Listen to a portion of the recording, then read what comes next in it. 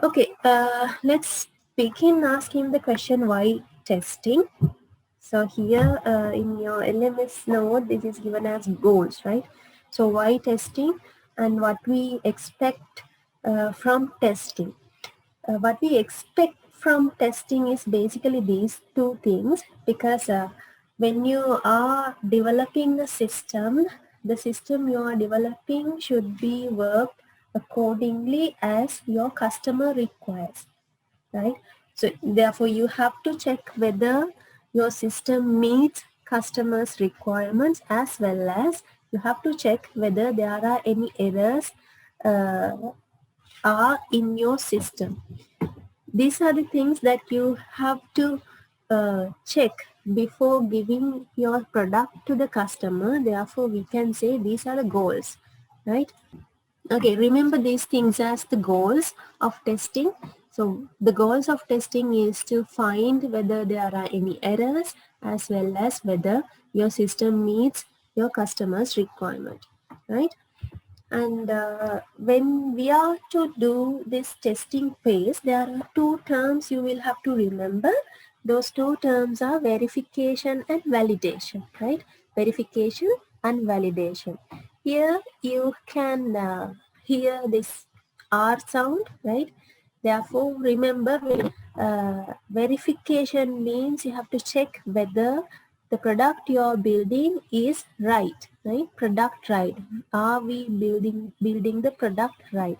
And on the other hand, validation means are we building the right product, right? Product right and right product. This R sounds brings that R word at the end. Remember that when you have R word at the end, that means that is verification, and the other one is validation.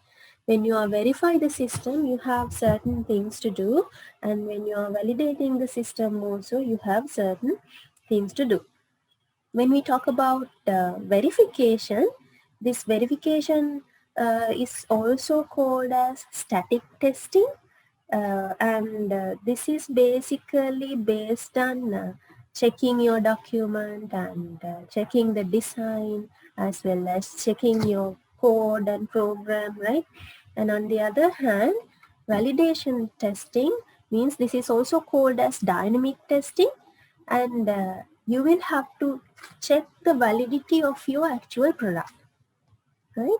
So in this one, you will have to check the code. So you will have to execute the code in validation, but when you verify your product, you are not going to execute your code. So verification happens without executing the code, and validation will happen mm, with executing your code. And when you verify, uh, what will happen is this verification happens at the early stage of your system development, because at the beginning I told you verification will check your documents, will check your design. As you know, we do the designing part at the top level, at the early stages of system development life cycle, and the code is developed at the end, at the later stages of your software development life cycle. Therefore, verification happens at early stages and validation happens at the later stages. And then you can conclude that verification will happen before validation, and validation will happen after verification, right? Verification happens before validation and validation happens after verification. So that is about verification and validation. You will have to remember these two terms because these two things are the reason for doing testing stage. Okay, here in this model, you can see verification phases as well as validation phases. These verification phases belong to design and document checking side. That's why here in these stages, you can see designing parts requirement design, system design, architecture design, and module design. And on the other hand, these sides talk about your code. To check the code, you have to complete your coding part. You do not have to fully complete your coding part.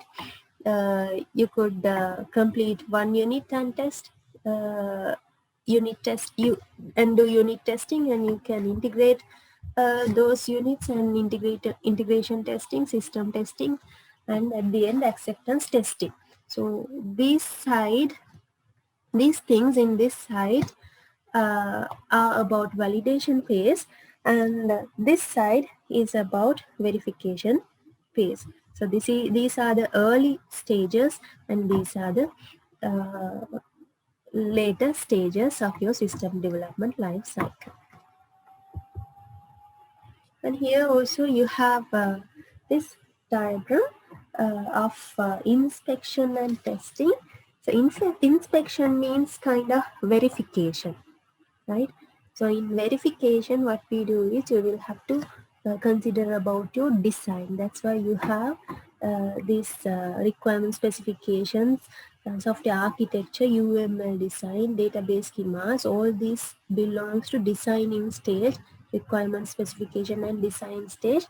When you are checking your requirement document, when you are checking your system software architecture, as well as when you are checking your UML documents or database schemas, then we can say those are inspections, right? So inspections belong to verification, and another term is there which could be called as software testing, and it is validation, right? So this is about software testing, and testing means kind of validation. When you are doing validation, you should have to have your software code with you. Therefore, by having your software code, you can design some test cases to test the code and continue testing. To test your code, you will have to design test cases, and with help of test cases, you can prepare some test data and run your program and test whether the data you have input to the system and the results you got are correct, right? So in this stage, what you usually do is you do software testing, and it is the same thing what we do in validation. Therefore, in these two things, in this first one, inspection means verification, and this software testing means kind of validation, right? And there are certain methods that you can follow to test your software. These are the three methods that you can use: black box, white box, as well as gray box testing. Remember these things as it is. Black box is kind of testing without knowing the internal structure of your system, and white box is a testing method which you can test, but test your code. As the name states, black box, when you have a black box, box is black, that means you can't see whatever the content inside. You can't see whatever the content inside. And when your box is white, right, assume that it is transparent, then you can see whatever the things inside. In black box testing, you are not going to consider about the code which you have developed your system, and you just have to give some input to your system and check the output.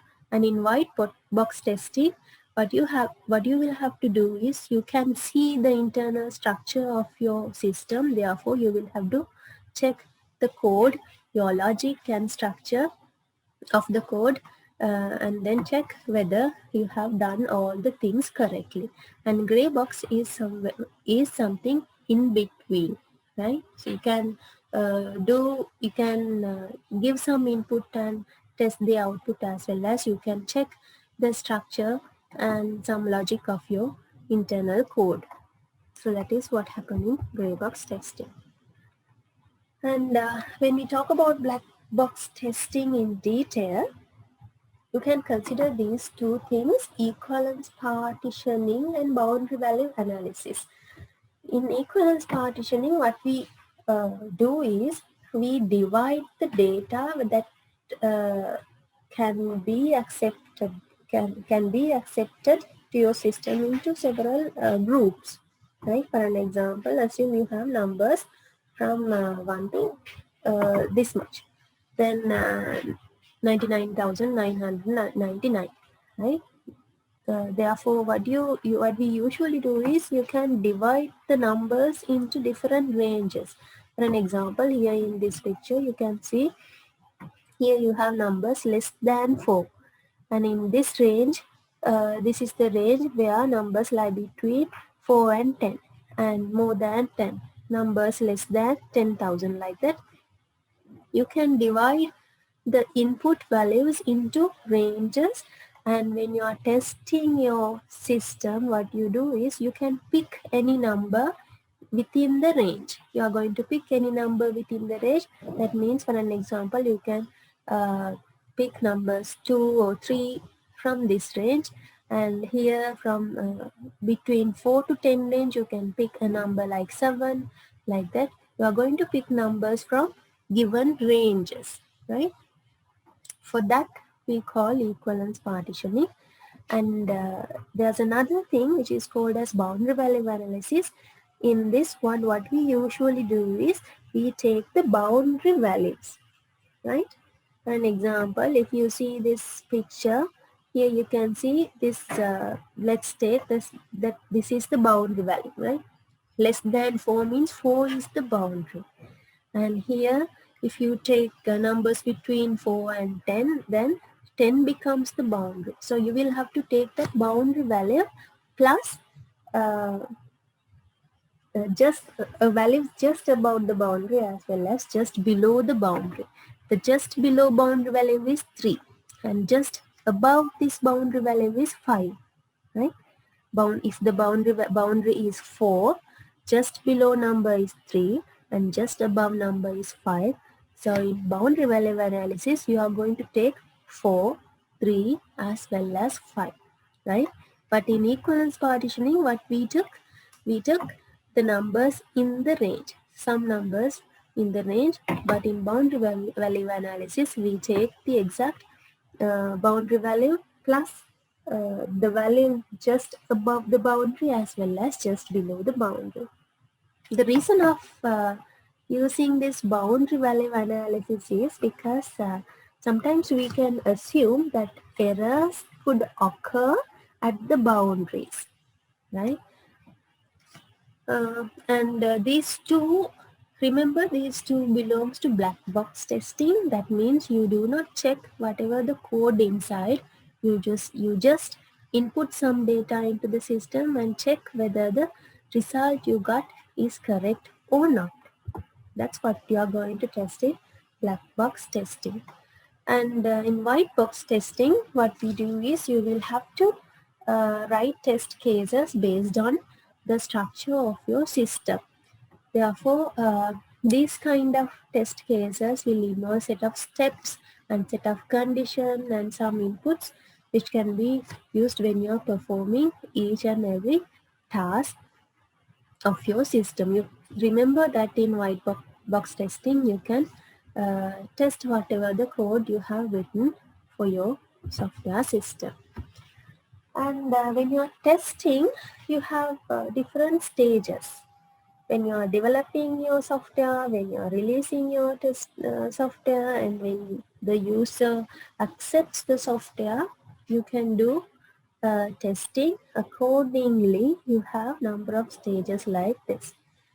The development stage is the stage which will occur during the development, and when you are while you are developing your system, you can check whether there are any defects and then discover those defects and correct them. And when you are releasing the software, you can check whether each release performs well, and then release your software. And after your user receiving the software you are giving to them, they also can check the system you have given to them at their own environment and test whether it is working properly. So these are the stages of testing: development testing, release testing, as well as user testing. And when you're doing development testing, you can do these things: unit testing, component testing, system testing. As these terms mention, unit means the smallest section of your code, right? Which can work independently. So when you're testing this kind of single unit, we say it is unit testing. And we know that a system is developed with help of number of units and number of components. Therefore, when you have more than two units connected together, we can say it is a component. So such components could also be tested. And at the end, whole system could be checked as a single unit. I mean, as the whole system, you can test your system. Then we say it is the system testing. So firstly, you will have to check the smallest units of your system, which is called as unit testing, and then you can integrate two or more units together and have a component, and you can check that component, and at the end you can test your system as a whole.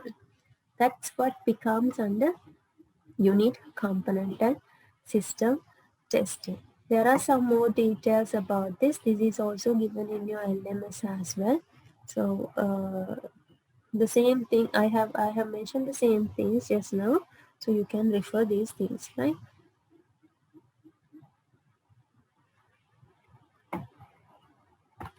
Okay. And release testing, uh, why we do this is when you're going to release your system to the user, you have to check whether that system is good enough for using. This is also just a kind of black box testing. You just check, you just give some input values to the system and check whether it provides the desired result at the end. So when after testing this release testing, you can release your system to customer, because then when you are doing release testing, you confirm that this software is good enough for use, right? So the purpose of using this is to check whether it is good enough for using. And to do this, this is an example of doing that. For an example, assume that you want to check the performance of your system, right? So this is a kind of release testing, because your system should perform well at the user's end. Therefore, you can do such testing. So this performance testing also comes under release testing.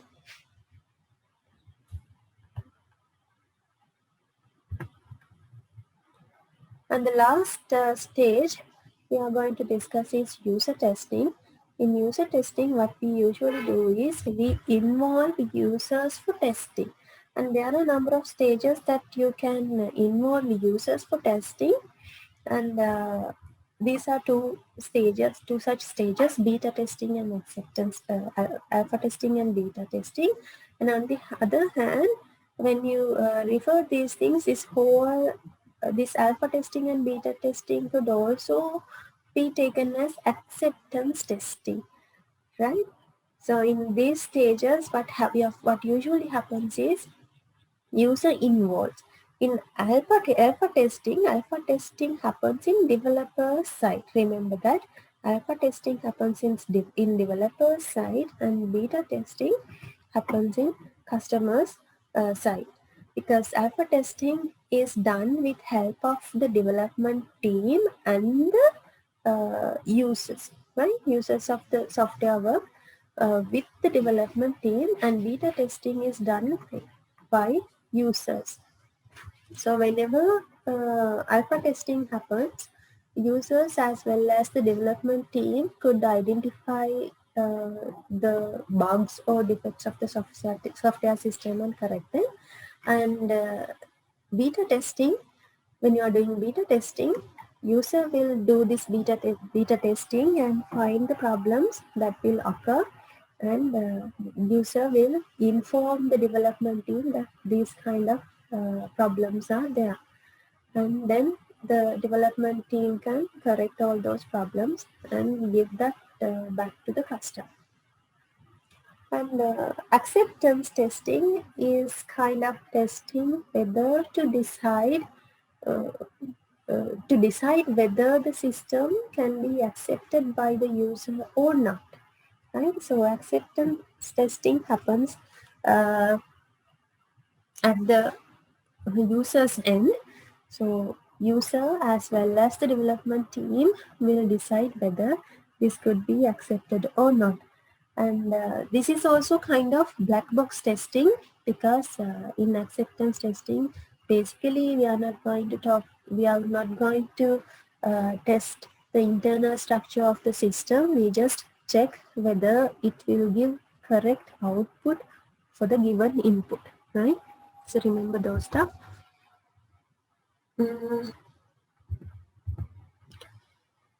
So these are the things that we have just discussed. And testing and debugging. So there are two terms, testing and debugging. Even if you feel that these two terms are same, these two are not same.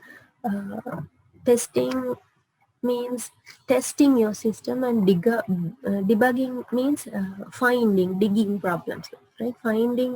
Identifying problems and fixing them. So remember, these two are two terms. When you test your system, you are going to find any error and defect of a software system, and you are not going to correct it. That is the important thing. You are not going to correct it when you are testing. You are just going to say that these kind of errors are there. But when you are debugging, what you do is you are going to identify from where this error occurred, and you are going to fix the problem. So the major difference is, here in testing you are not going to fix whatever the errors occurred, and in debugging you are going to fix and find the place where you got that error. And quality assurance, you are going to assure the quality after doing all this stuff. After completing verification and validation, you are assuring the quality of your system. And why we need quality? Because what we usually expect is to develop a quality product. So quality assurance is an important part which will occur in software development. And automation testing, when you're doing testing as a developer, you can do automated testing. You can write scripts, and you can let your system to be checked automatically. And also there are some test automation tools available in the market. You can buy them where and apply wherever appropriate, right? So automation testing is kind of testing that will automatically test your system. And in automation testing, we have scripts written, and those scripts could be used for testing your software. And here we have some software testing tools which are available in the market, and you can use these already built uh, software tools to test your software, right? Uh, and when you're selecting these software tools, you will have to think that which software tool could be used for which part, and you will have to select the proper software tool, because not each and every software tool will appropriate for your system. So remember that as well. Okay. මම ආපහු මුලින්ම කියන්නම් සිංහලෙන්. අර session එක testing ඔයගලන්ට කරන්න තියෙන්නේ. එතකොට මේක ඉවරනම තව සෙෂන් දෙකක් වගේ ඉතුරු වෙන්නේ. ඊට පස්සේ ඔයගලන්ට පොඩි ක්විසස් ටිකකුත් දෙන්න ඕනේ මාක්ස් කලෙක්ට් කරගන්න ඕනේ නිසා එකක් මතක තියාගන්න.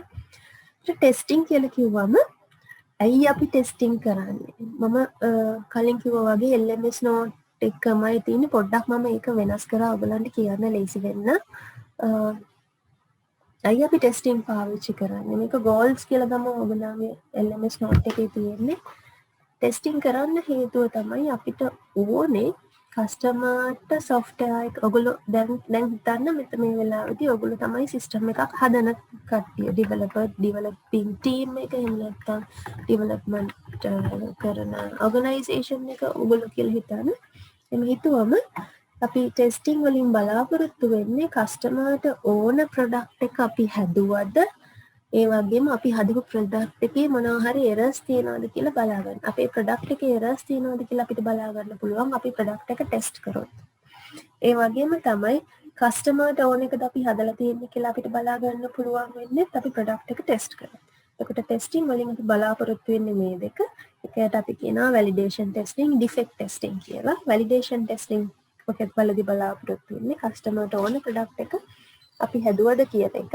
ඩිෆෙක්ට් ටෙස්ටිං කියලා කියන්නේ අපේ සිස්ටම් එකේ මොනවා හරි දෝෂ තියෙනවද කියලා බලා ගන්න එකට. ඒත් වැදගත් ටර්ම්ස් දෙකක් තියෙනවා ටෙස්ටිං ගැන කතා කරනකොට එන්න ප්‍රධානම ටර්ම්ස් දෙක තමයි මේ තියෙන්නේ වෙරිෆිකේෂන් and වැලිඩේෂන් කියන එක. ඒත් මේ දෙක පටලවා ගන්න එපා දෙකම ටිකක් එක වගේනේ. ඒත් වෙරිෆිකේෂන් එකේදී කියන්නේ මේ ටර්ම් එක මේ විදිහටම ගොඩක් වෙලාවට අහනවා එක්සාම්ස් වලට මේ වෙරිෆිකේෂන් වැලිඩේෂන් කියන්නේ මොනවද කියලා වෙන් කරලා කියන්න කියලා. ඒතර වෙරිෆිකේෂන් මතක තියාගන්න මම කලින් කිව්වා වගේ අර R sound එක එන්නේ මෙතන. R sound එක එනකොට R තියෙන වචනේ අගට කියලා හිතාගන්න. නැත්නම් ගොඩක් වෙලාවට ඔයගොල්ලෝ මේ දෙක මාරු කරලා ලියනවා එක්සාම්ස් වලට. වෙරිෆිකේෂන් කියන එක සමහරවිට ඔයාලා ලියනවා are we building the right product කියන එක වෙරිෆිකේෂන් ලියනවා. ඒතර මතක තියාගන්න very කියලා R sound එක එන්නේ. එතකොට R එක අගට තියෙන්න ඕනේ කියලා ඒ විදිහට රෆ්ලි මතක තියාගන්න. Are we building the product right? අපි හදනවද ප්‍රොඩක්ට් එක හරියට? ප්‍රොඩක්ට් එක හරියට හදනවද කියලා වෙරිෆයි කරලා බලන්න ඕනේ.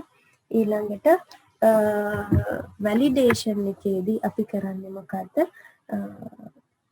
Are we building the right product? අපි හදන්නේ හරි ප්‍රොඩක්ට් එකද කියලා හරි ප්‍රොඩක්ට් එකද කියලා බලන එක තමයි කරන්නේ.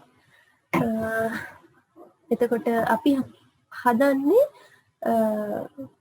ප්‍රොඩක්ට් එක හරියට හදනවා නම් ඒක තියෙන්න ඕනේ කස්ටමර්ගේ ස්පෙસિෆිකේෂන් එකට මැච් වෙන විදිහට තියෙනවද කියලා බලන්න ඕනේ වෙරිෆිකේෂන් වලදී. ඊට පස්සේ වැලිඩේෂන් වලදී අපි බලන්න ඕනේ කරන්න ඕන දේ හරියට කරනවද ප්‍රොඩක්ට් එකෙන් කියලා. ඒතර කරන්න ඕන දේ හරියට කරනවද? එහෙම නැත්නම් වැලිඩේෂන් එක කරනකොට අපි කෝඩින් පැත්ත බලන්නේ. වෙරිෆිකේෂන් එක කරනකොට අපි ඒකේ ඩොකියුමන්ට් ඩිසයින් කෝඩ්ස් ඒ ප්‍රෝග්‍රෑම් ලියලා තියෙන විදිහ තමයි බලන්නේ. හරි? ඒත් වෙරිෆයි කරන්නේ මුල ස්ටේජස් වලදී software development life cycle එකේ මුල stages වලදී තමයි verification කරන්නේ. validation කරන්නේ අග stages වලදී තමයි validation part එක කරන්නේ. එතකොට කලින් කිව්වා වගේ verification වලදී අපි check කරලා බලනවා specifications වලට match වෙන විදිහට අපි system එක හදනවාද කියලා. ඒ වගේම තමයි මේකෙදී මේක හැමතිස්සෙම අපි බලන්න ඕනේ මොනහරි කලින්ම කියන්නේ ඔයගොල්ලෝ හදලා තියෙන ඩිසයින් එකේ මොනහරි ප්‍රශ්න තියෙනවා නම් ඩිසයින් එකේ errors තියෙනවා නම් ඒ ටික ඔක්කොම චෙක් වෙන්නේ වෙරිෆිකේෂන් පාර්ට් එකේදී. ඊළඟට වැලිඩේෂන් එකේදී අපි ටෙස්ට් කරලා බලනවා රියල් ප්‍රොඩක්ට් එක. ඒතර වැලිඩේට් කරන තැනට එනකොට ඔයාලා කෝඩ් එක හදලා තියෙන්නේ. ඒතර කෝඩ් එකේ තියෙන දේවල් තමයි චෙක් කරන්නේ. එතකොට වෙරිෆිකේෂන් එකේදී අපිට එක්සිකියුට් කරන්න දෙයක් නැති වුණාට වැලිඩේෂන් එකේදී එක්සිකියුට් කරන්න දෙයක් තියෙනවා. ඒතර වැලිඩේෂන් කරනකොට කෝඩ් එක එක්සිකියුට් කරලා ඒ එන එරර්ස් එක්ක තමයි අපි බලන්නේ අපි ප්‍රොඩක්ට් එක හරි ප්‍රොඩක්ට් එකකට හදලා තියෙන්නේ කියලා. ඒතර වෙරිෆිකේෂන් එකේදී එක්සිකියුෂන් එකක් වෙන්නේ නැහැ. වෙරිෆිකේෂන් එකේදී ඔයගොල්ලෝ අර ඩිසයින් අවුට්ලයින් එක කෝඩ් කරලා තියෙන විදිහ ඒ ටික තමයි චෙක් කරලා බලන්න. ඉතින් හැමතිස්සෙම මතක තියාගන්න වැලිඩේෂන් එන්නේ වෙරිෆිකේෂන් වලට පස්සේ. ඒතර වෙරිෆිකේෂන් තමයි කලින් එන්නේ, වැලිඩේෂන් තමයි පස්සේ සිද්ධ වෙන්නේ software development life cycle එක ගත්තොත්. ඒතර මේ විදිහට මොඩල් එකක් තියෙනවා වෙරිෆිකේෂන් වැලිඩේෂන් මොඩල් එකක්. අපිට මේකෙත් ඔයගලන්ට පැහැදිලි වෙනවා ඇති. වම් අත පැත්තේ තියෙන ස්ටේජස් ටික බලුවම එතන තියෙන ඩිසයිනින් ස්ටේජස් ටික. දකුණු අත පැත්තේ තියෙන ස්ටේජස් ටික බලුවම දකුණු අත පැත්තේ ස්ටේජස් වල තියෙන ටෙස්ටිං.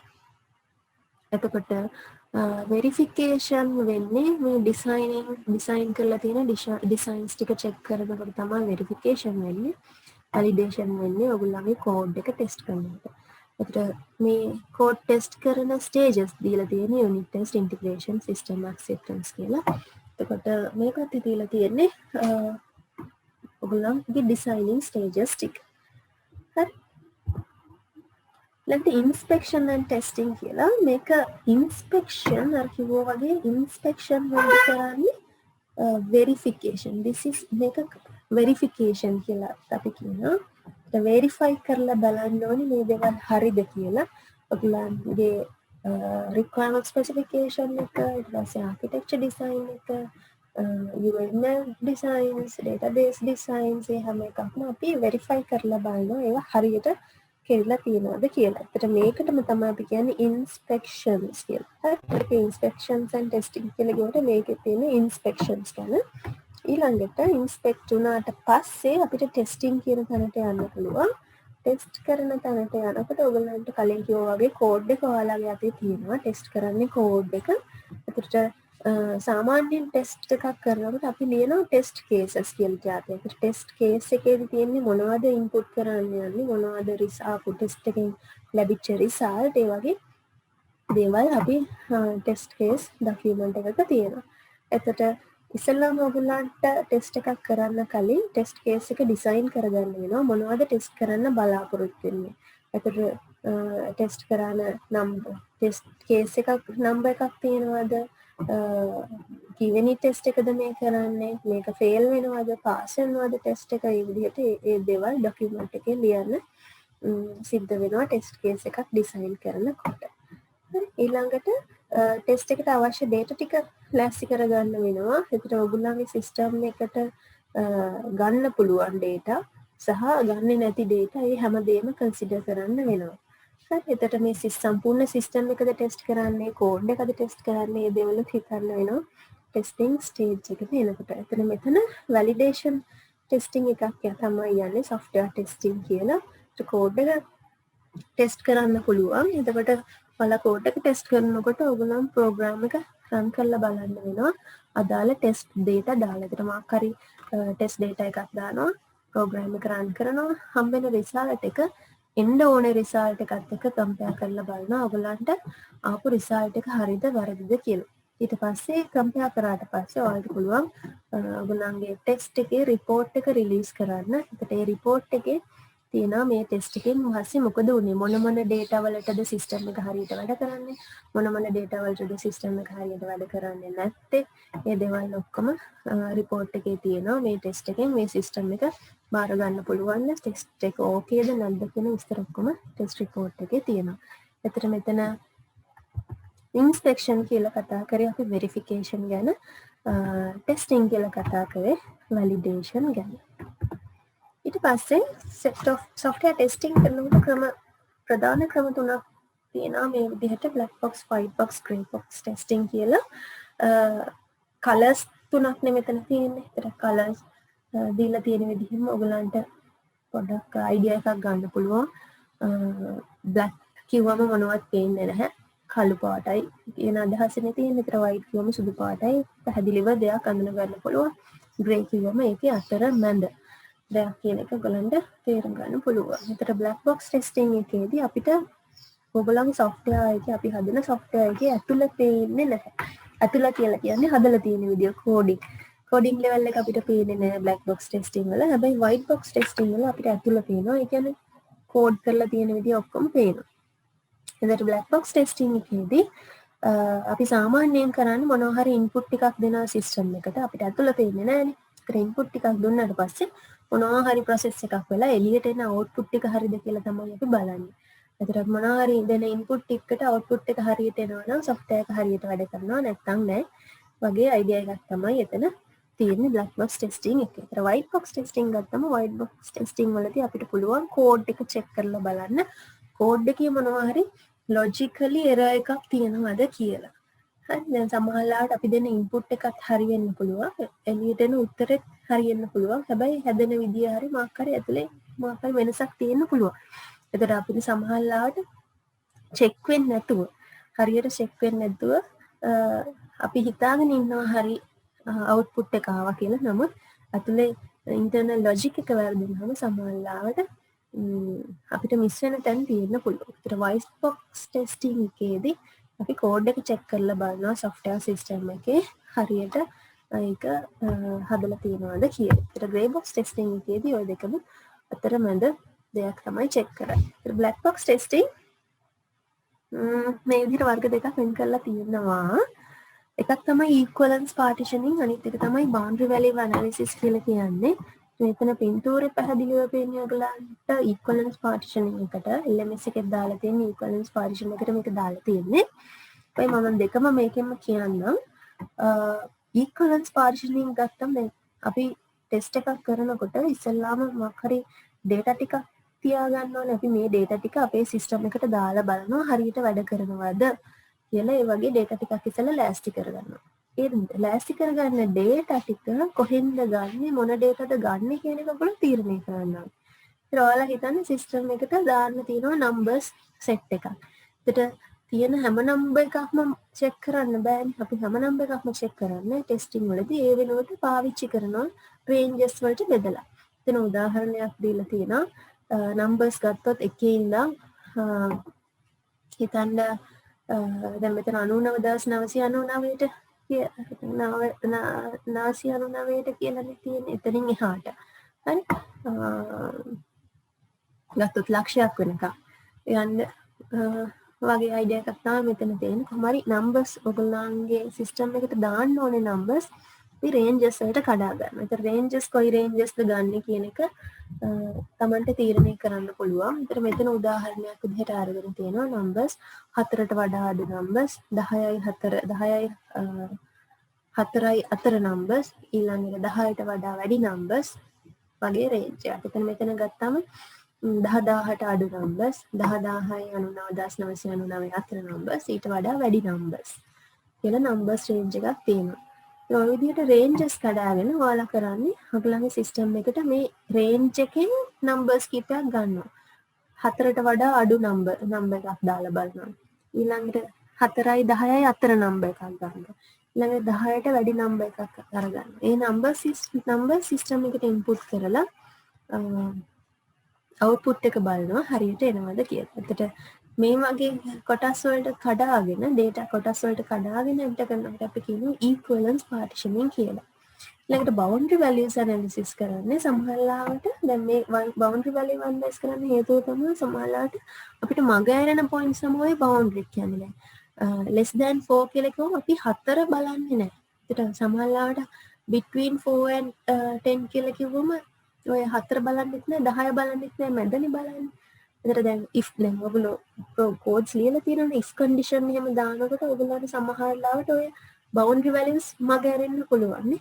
conditions දානකොට ඒක නිසා boundary values උත් අපි check කරනවා. එතකොට 4ට වඩා අඩුයිද කියන range එකේදී අපි 4 ගන්නවා. ඊට අමතරව ඒ ළඟ ඉලක්කම් දෙකක් ගන්නවා. කියන්නේ 4ට එකක් අඩු ඉලක්කම 3, 4ට එකක් වැඩි ඉලක්කම 5. ඒතර boundary values එකේදී මේ boundary එකේ value එකයි ඒකේ ආසන්නම ඊට අඩු එකක් අඩු එකයි එකක් වැඩි එකයි ගන්නවා boundary values වලදී. මොකද සමහර ලාවට ওই boundary values කියන ඒවා මග ඇරෙන්න තියෙන possibility එක වැඩි කියලා assume කරන්න පුළුවන්. ඒක නිසා තමයි එහෙම කරන්නේ. ඒතර මේ දෙකම black box testing. ඒ කියන්නේ අපි ඇතුලේ code එක දිහා බලන්නේ නැහැ.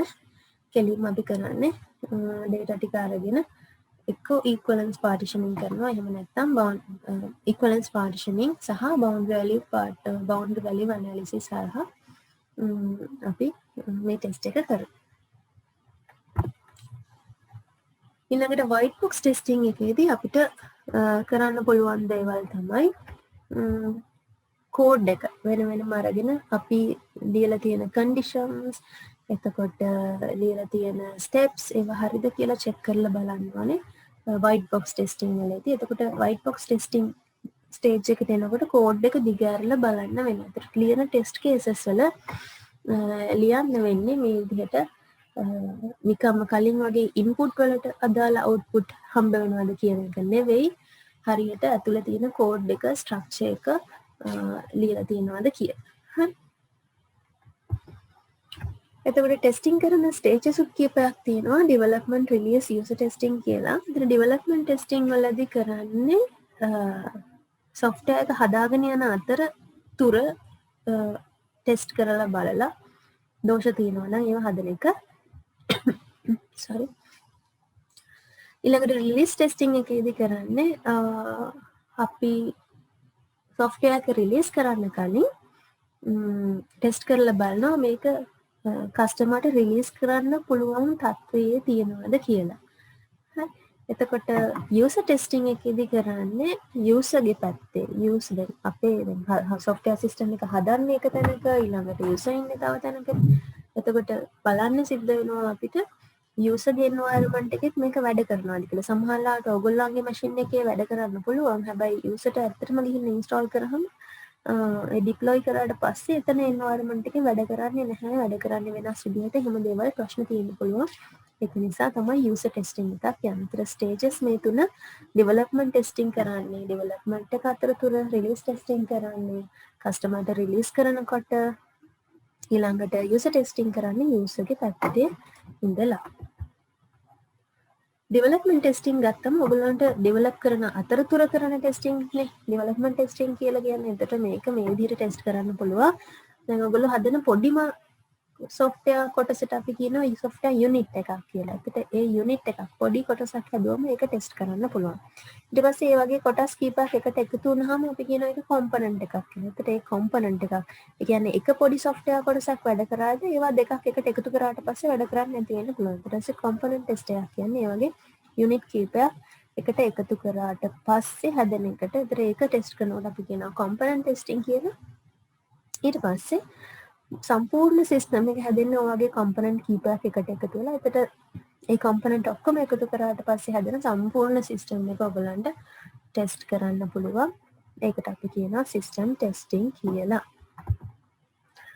ඊළඟට රිලීස් ටෙස්ටිං කරන්නේ ඔයගොල්ලන්ගේ software එක කස්ටමර්ට රිලීස් කරන්න කලින් මේක රිලීස් කරන්න පුළුවන් තත්ත්වයේ තියෙනවද කියලා.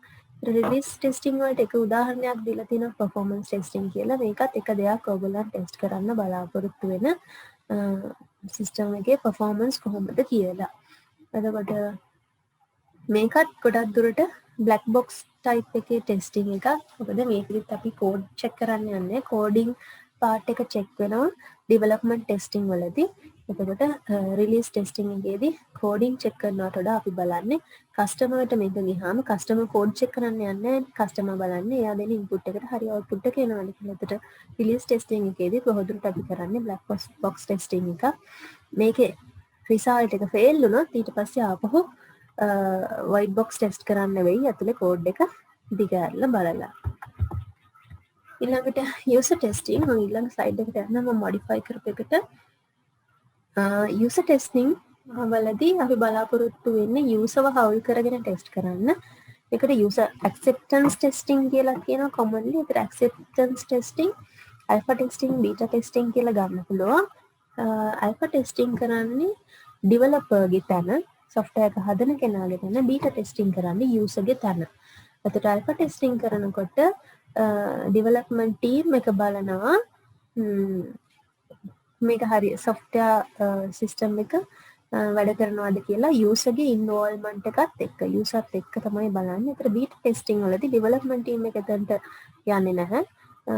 software එක දෙනවා customerට තනියෙන් check කරලා බලන්න කියලා වැඩ කරනවාද කියලා. ඒක එයාගේ environment එක. ඊට පස්සේ එයා මොනවා හරි ප්‍රශ්න කිව්වොත් ඊට පස්සේ ආයේ developersලට ඒ තියෙන ප්‍රශ්න ටික ඇයි වෙන්නේ කියලා බලන්න පුළුවන්. ඒතර alpha testing කරන්නේ developer ගේ site එකේ, beta testing කරන්නේ